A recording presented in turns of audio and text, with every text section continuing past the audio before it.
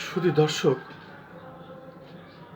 আজকে বিশ্ব মা দিবস।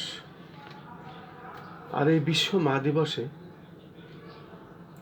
আমি খন্দকার মাসুদুজ্জামান আমার পেশাগত দায়িত্ব পালনের জন্যই আমি আজকে রাজধানী ঢাকার বিভিন্ন এলাকায় ঘুরেছি এবং বিভিন্ন বয়সের মায়েদের সঙ্গে আমি কথা বলেছি, তাদের সাক্ষাৎ গ্রহণ করেছি এবং প্রত্যেক মায়েরাই তারা যখন মায়ের কথা মনে পড়ে, মায়ের কথা বলা হয়, তখন তারা আবেগে আপ্লুত হয়ে পড়েন। ছোটকালের অনেক স্মৃতির কথা মনে পড়েন এবং অনেকে কান্নায়ও ভেঙে পড়েন। বিশেষ করে অনেকের মা জীবিত আছেন, অনেকের মা আবার মৃত্যুবরণ করেছেন। এ ধরনের অনেক মায়েরাই আজকে আমাকে সাক্ষাৎ দিয়েছেন, ওনাদের কথা বলেছেন। তার মধ্যে অনেকেই আবার জানেন না আজকে বিশ্ব মা দিবস। তবে বিশ্ব মা দিবস অনেকে না জানলেও মায়ের কথা বললেই সবাই একই ধারায় কথা বলেন। আমি একজন সাংবাদিক হিসাবে আমার পেশাগত দায়িত্ব পালনের জন্য আমি বিভিন্ন এলাকায় ঘুরেছি, বিভিন্ন বয়সের মায়েদের সঙ্গে কথা বলেছি। প্রত্যেক মায়েরই একই ধরনের মন্তব্য।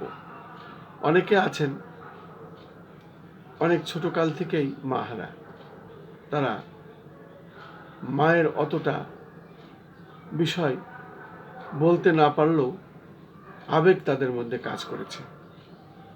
পাশাপাশি যারা অনেক বৃদ্ধ হয়েছেন, বয়স হয়েছে, তারাও মায়ের কথা বলতে গেলে আবেগে আপ্লুত হয়ে পড়েন। পাশাপাশি আমি নিজেও, আমার মা ক্যান্সারে আক্রান্ত হইতে মারা গেছেন। ক্যান্সারে আক্রান্ত হয়ে শেষে সর্বশান্ত হয়েছে, আমরা সমস্ত চেষ্টা করা হয়েছে, চিকিৎসা করা হয়েছে, কিন্তু বাঁচানো যায় না এই মরণ ব্যাধি, ঘাতক ব্যাধি থেকে। তাই আমিও বলতে চাই আজকে বিশ্ব মা দিবস এবং এই বিশ্ব মা দিবসে বিশ্বের সমস্ত মায়েদেরকে আমি সালাম জানাই, শ্রদ্ধা জানাই, স্যালুট জানাই। বিশ্বের সমস্ত মায়েদের প্রতি আমি এই সালাম এবং শ্রদ্ধা আমি জানিয়ে কথা বলছি।